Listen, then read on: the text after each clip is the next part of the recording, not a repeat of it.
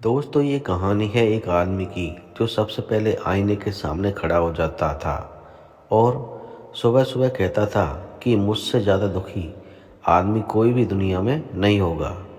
मैं हर रोज़ काम की तलाश में जाता हूँ, लेकिन कभी काम मिलता था और कभी नहीं।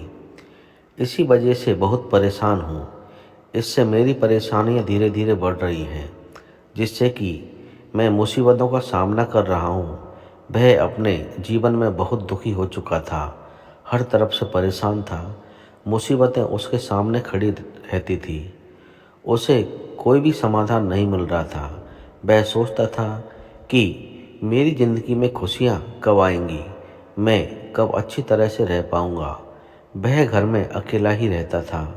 उसका घर गांव की तीसरी गली में दूसरे मकान पर पड़ता था।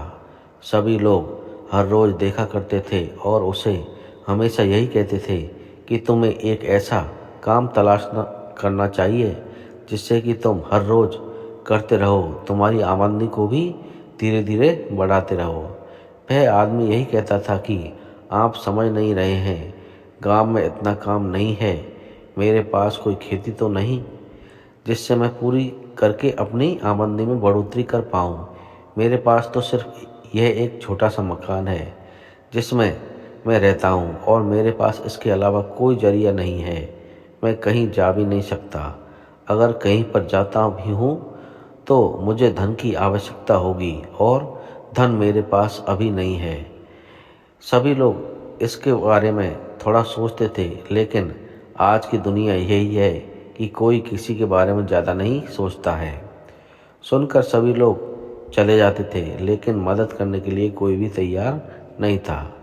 जब तक उस आदमी की मदद नहीं होती थी, तब तक वह इसी तरह परेशानियों का सामना करता रहेगा। एक दिन वह सोचने लगा कि मुझे कोई ऐसा काम करना चाहिए जिससे मेरी आमदनी भी हो, लेकिन ऐसा काम उसकी समझ में बिल्कुल भी नहीं आ रहा था। इसलिए नदी के किनारे जाकर बैठ गया और सोच रहा था कि ऐसा कौन सा काम है। तभी उसकी नज़र नदी पर गई। नदी में साफ पानी चल रहा था और पानी को देखकर उसे बहुत अच्छा महसूस हो रहा था। तभी सामने से स्वामी आते हुए दिखाई दिए।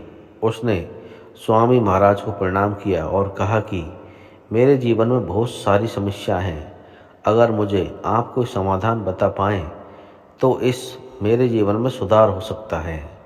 स्वामी जी ने उस आदमी से पूछा कि तुम्हें क्या क्या परेशानियां हैं।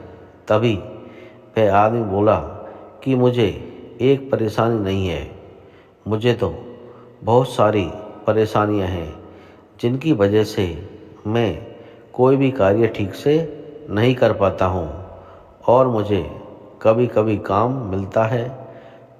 बहुत सी बार तो ऐसा भी होता है कि मुझे कोई काम ही नहीं मिलता, जिससे मैं अपने खाने की समस्या को ज़्यादा देख पाता हूँ। मैं कोई भी कार्य करने के लिए तैयार हूँ, लेकिन मुझे कोई भी काम नहीं मिलता। मैं मेहनत करने के लिए भी तैयार हूँ, लेकिन कोई मुझे यहाँ पर काम देने को तैयार नहीं है। जीवन में मैं बहुत परेशान हो चुका हूँ। स्वामी ने कहा कि ऐसा नहीं सोचते, जीवन में परेशानियाँ सभी के साथ हैं। ऐसा कोई भी आदमी दुनिया में नहीं है जिसके सामने परेशानियाँ ना आए। इसलिए तुम्हें अपने दिमाग को शांत करके सोचना चाहिए। तुम्हें यह सोचना चाहिए कि तुम ऐसा कौन सा कार्य कर सकते हो जो कि तुम्हें पसंद हो। तुम जीवन में आगे बढ़ने के लिए रास्तों को खोज पाओ।